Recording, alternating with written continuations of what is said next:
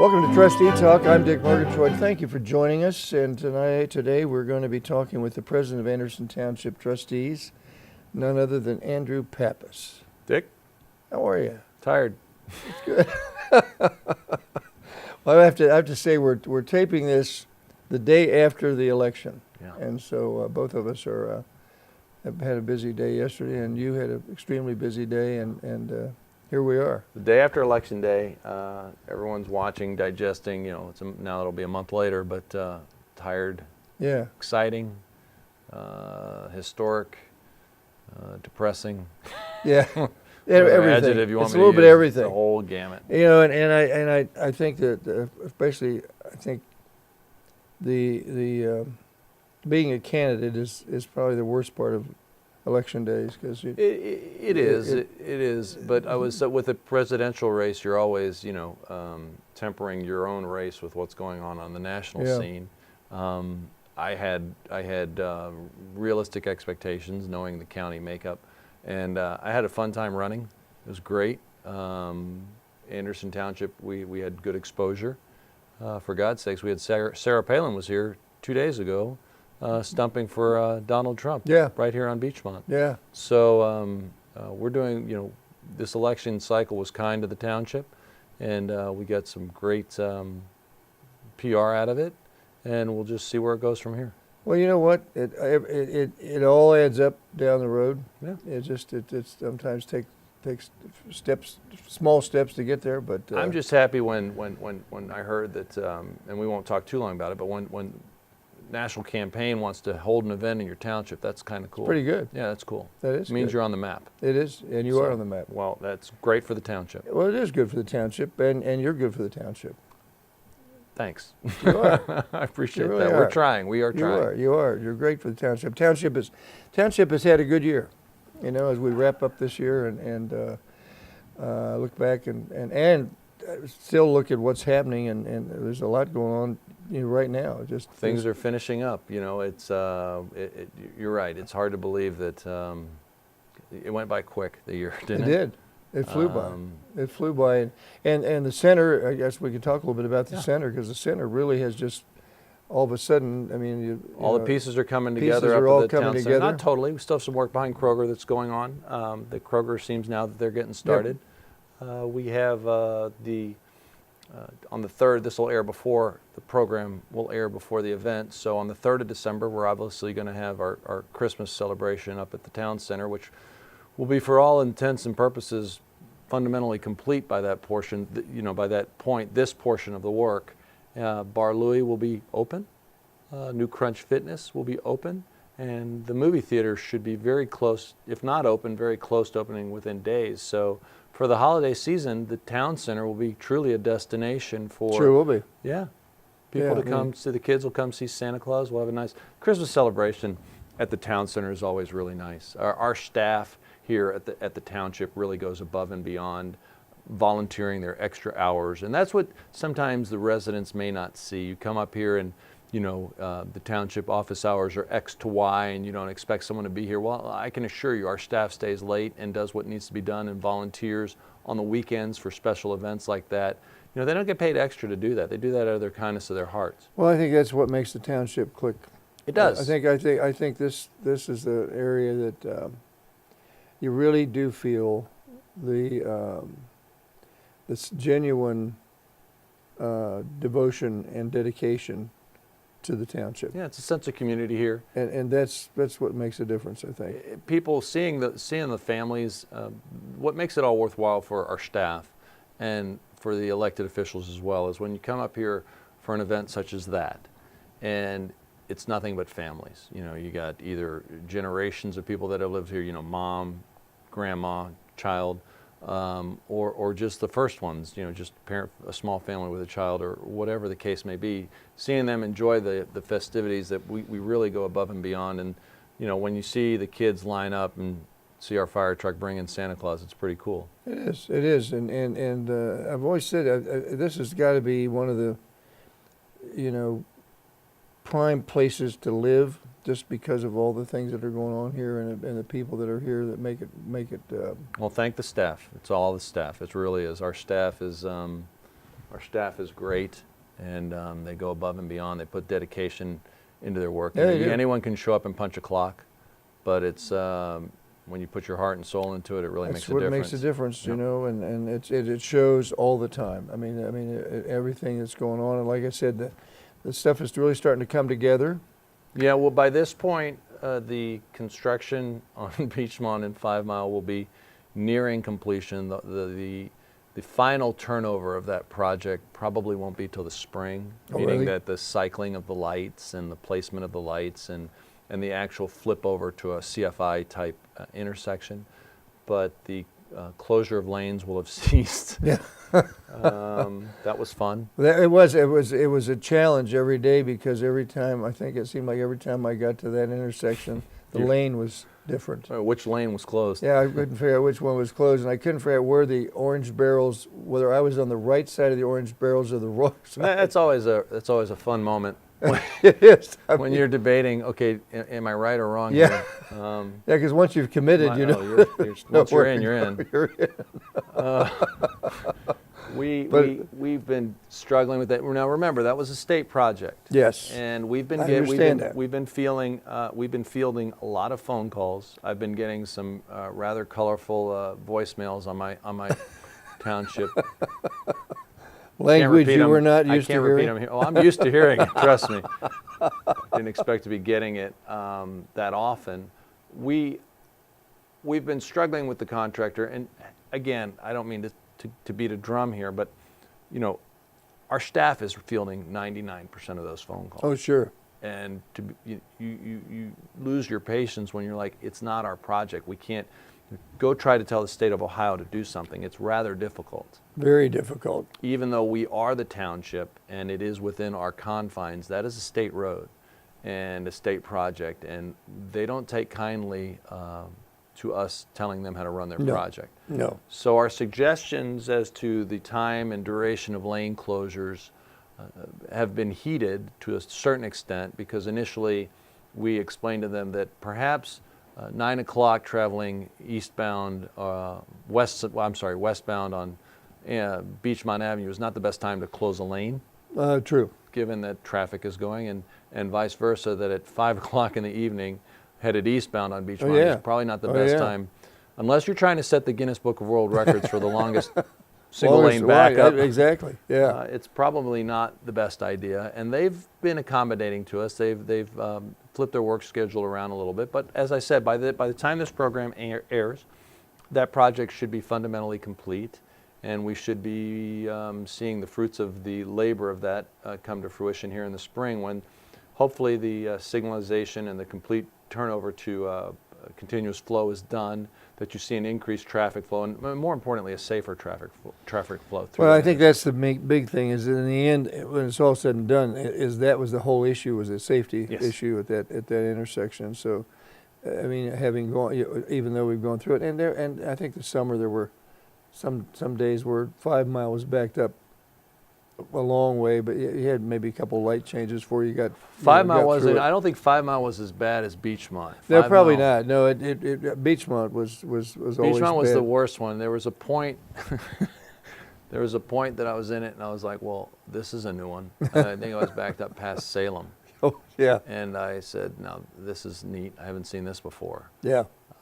It wasn't long in duration, meaning it didn't last more than maybe a day, but it's very frustrating when you're trying to either take your kids to McDonald's or up to Target or come to Kroger Well, you for know, when you're trying to groceries. get somewhere, and I know because our office is over on Nimitz View, so Yeah.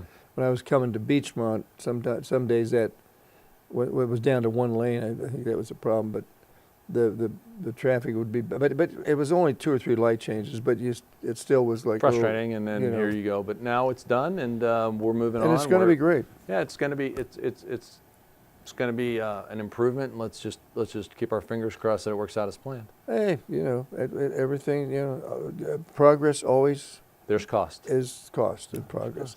One good news is that the levy passed. Yes, I'd like to discuss that. First of all, thank you to the residents for supporting the passage of that levy. That's very important, given everything that's going on in the world, especially with our heroin crisis that is not going to go away. Since we spoke last time, we actually had an incident here in Anderson where it was from outside of Anderson. One car rolled through Anderson. Speaking of road closures, shut down, I believe it was Salem, Oh, about really? 4 hours. We had 4 occupants in one car that had all overdosed on heroin. And I want you to consider the cost of that. Not only did we have the road closure with the EMS equipment, multiple EMS equipment coming to, they didn't cause an accident, they simply just overdosed in the car. But we had to administer Narcan, several doses of Narcan, and the resources diverted to that incident, well, you know, that costs money, and that comes out of public safety. Yep.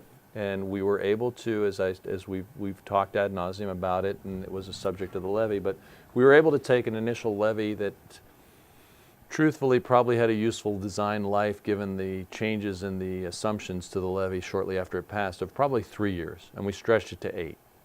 And that's remarkable. It is remarkable, absolutely. And I am not a fan of levies by any stretch of the imagination, but our primary responsibility to the residents of the township is safety. And we want to make sure that we provide the first-class quality safety services that we can to our residents, because that's the reason you live here. And we want to make sure when you pick up the phone, you call 911, you get a prompt service, and you feel safe in your neighborhoods. And that cost keeps going up. And it's not going down. It's not going to go down. No, So and the heroin contributes to that because, you know, here we have all of our EMS police have to carry Narcan. It's not cheap. And for that one instance, I haven't gotten a final tally of what the cost was. I know we're not going to get reimbursed by it, for it. But the simple fact of the matter is we had to administer in that one instant multiple dosages of Narcan to these individuals to bring them back from the overdose. And those costs are not going down. They're going nowhere but up. No, I mean that's and that has become, I think, for this entire area, a huge obligation that everybody understands. But the cost of that, the money was not there for to cover those kind of things. No, not initially. Not when those old levies were passed. We've now factored that in to the new levies, and you're going to see a continuation of the level of service that you've come to expect here in Anderson Township. If had that levy not passed, we would have had to make some pretty hard choices. You would have. And I think people understood that. Yeah, I did. And I have to say that I think that the township did a good job of educating people on the levy, and there was I saw a lot of volunteers out there. I know in our building, Ann Zimmerman was the I think she was the committee chairman. I mean, yeah, and she had a place in the building there where people were coming to get signs. Yeah. It was a pretty steady, flow of volunteers. I mean, of all ages, all types were. Keep Anderson Safe did a great job They promoting did a super job. Not only just simply providing you the information behind the levy so you can make an informed decision. They did a great job with signs. They did a great job with communication. The whole committee that supported that issue, really, they did a great series of videos with our fire department, with our EMS, and God bless them, because obviously you see the results in the levy. I believe it was 60-40. No, I believe it was 70-30. Yeah. Well, but again, I think that's what it takes. So many times these things go on the ballot, and there's not enough pre-education of people for people to understand what they are, and they get you get a few people out there that are against them. Your natural inclination is you don't want to pay higher taxes, for sure. Exactly. And I can't disagree with that. But fundamentally, you have an obligation to provide for the safety of your community. And the question is, what level of service do you want to provide? And simply, we let the citizens decide that by providing them with information as to the cost of the different levels of service and what they've come to expect. Thankfully, through simple education and sharing of information, the residents have spoken, and they want us to continue that level of service, and we will. Well, and I think it's, and again, I don't think they mind paying for something when they know that it's going where it's supposed to go. Anderson is one of the most desirable places to live. It really is. And it's been ranked that. It's been designated that. That's not by accident. You want to feel safe in your community. You want to know that you have police patrolling your neighborhood, you pick up the phone and call 911. If there, God forbid, is an accident, you're going to get a prompt reply and service to your place of business or residence. And that's important. That makes it that you want to live here.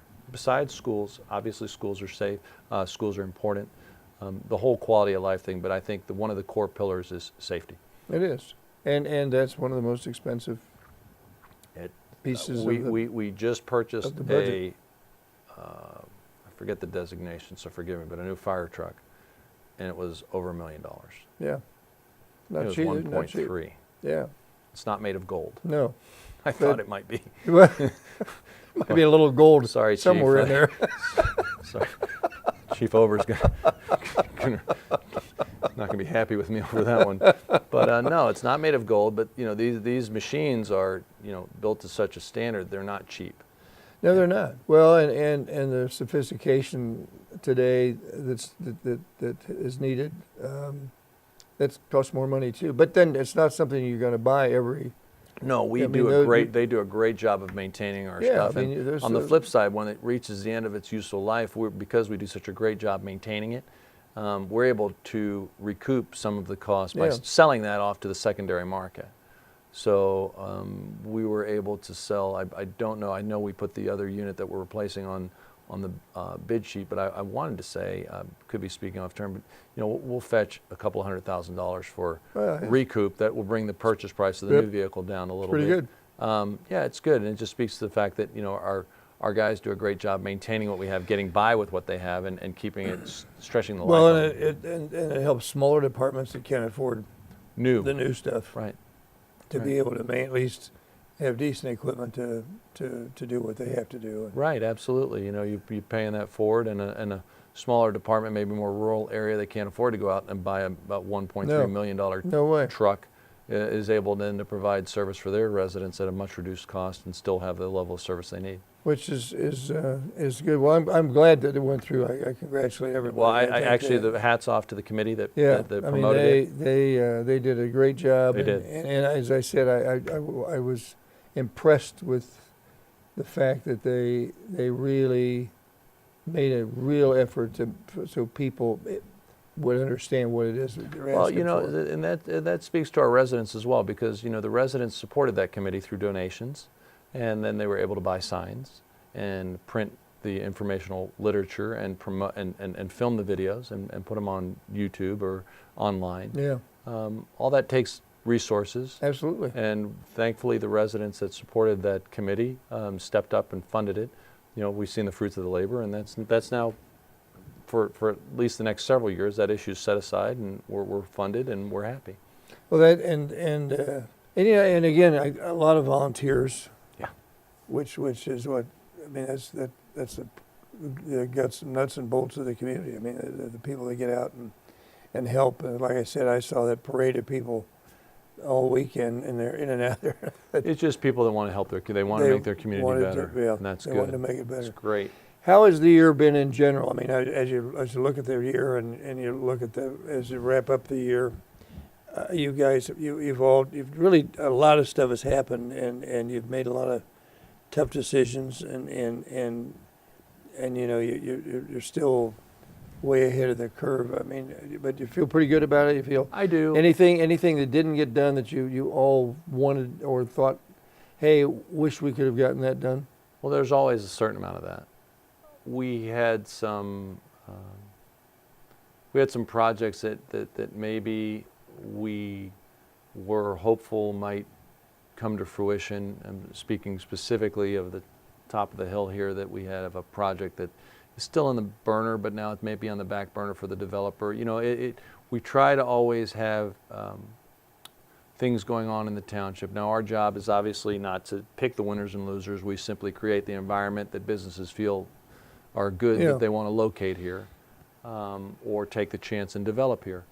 We had some developments that we were hopeful that would come online that now the developer is taking another look at, given the economics of the specific project. And sure, I would have liked those to be here. I would love nothing more. We have heard a big need in the township for, as I said, either empty nester or luxury apartment type dwellings that are very popular nowadays. They're going on in a lot of other Oh, yeah. townships. Yeah.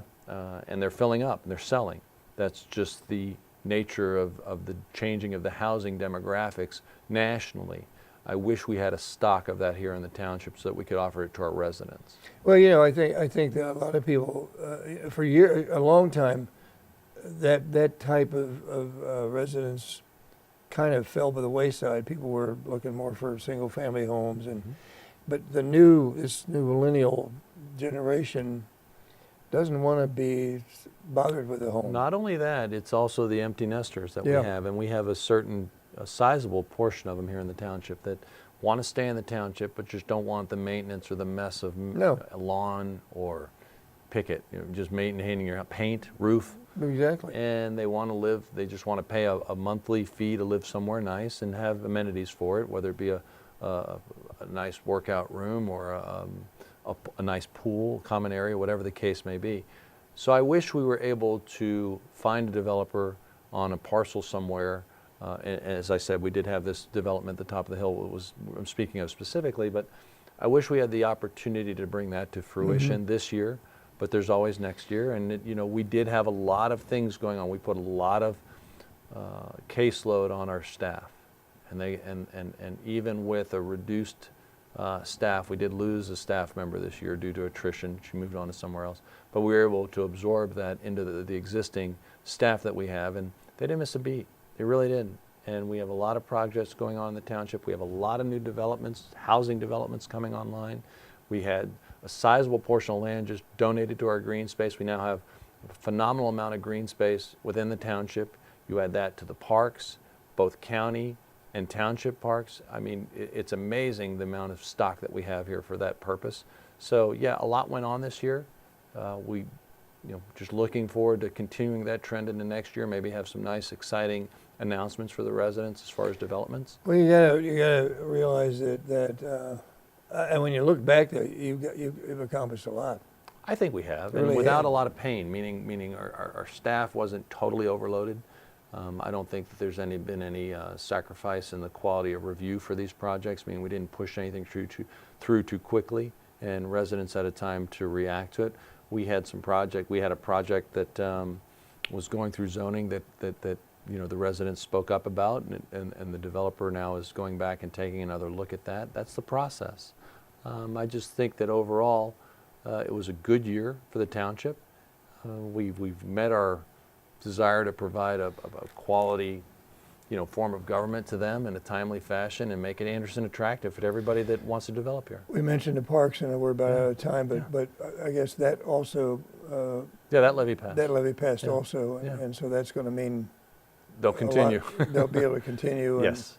And green space, we've talked about this a lot, but green space does play a big role in the total environment Sure. of a community. And Well, it's nice to be able to, as you're driving, you have that buffer, wherever Yeah. it is. And a big development down off of Coldstream area was donated a sizable chunk of green space to our stock, and it's a win-win. It takes the property off of their books for tax purposes, for sure, but it truly was something that wasn't really buildable to begin with. And instead of having it, maybe we did have residents say, well, maybe that can be developed someday, and I'm kind of nervous about that. It puts it into a protected area Yeah. that it's not going to be developed. yeah, And it's a natural wildlife area. It's just a nice buffer between all the homes and helps quiet the noise. well, and I think that's where a lot of places didn't do No. things like that, and then they ended up where they ate up all the space, and suddenly they don't have any green space, Right. and there's nowhere to go for it. Right. So Once you lose it, you don't get it well, back. you can't, and it's become a very important piece of It's a great quality asset. of life. It's a It great really asset is. to the It really township. is. And we can't be any happier that whenever someone does come along and they offer us green space, we try to be as flexible and work with them, because it's not easy sometimes. There might be some stipulations attached to it that we might have to bend here or flex there, but we try to do that in a fashion that it's a win-win for both of us. We get the land, they still can develop their parcels, whatever the case may be, but they're able to make their project a little more pleasing to them from a financial standpoint, because that land's now taken off of their appraisal and put into the township green space, and it's a win-win. Which is a win-win. We're out of time almost. I hate to say that because we could go on for a long time. We can, but I get my parents to the airport. And I met your parents, and now I know why you turned out so well. Well, you've caught me. You've actually caught my tongue on that one. I didn't expect you to go there, but thank you. It's a pleasure having them here. They surprised me, and it's always good to see them. I love them to death, and I'm glad they're here. Well, and at least I know you came from good stock. So at least we know where I came from. We think. We're not sure. Pretty sure. It's always good to see you. Sorry. And it's been a good year and a bit of a rough year and a busy year, but I'm going to sleep for about a week. Hey, yeah, well, you do, and then you start over, man. Yeah, I know. You're going to. Just in time to go Christmas shopping. It will be. Thanks for joining us. I'll miss you this way. I'm glad I'll see you next year. We'll see you next year. That's right. I'm looking forward to it. So, I want to thank you all for joining us also on Trustee Talk. Make it as part of your day, and I hope the rest of your day goes well. This is our last show for the year, and so on behalf of all the trustees and Shane Reinert, who's been an amazing producer, director, cameraman, audio man, and many other things. Drone operator. He's everything. We just wish you and your family a very merry and blessed Christmas and a happy and healthy New Year. Look forward to seeing you next year. And meantime, I'm Dick Murgatroyd, and we'll see you then. Thanks for being with us.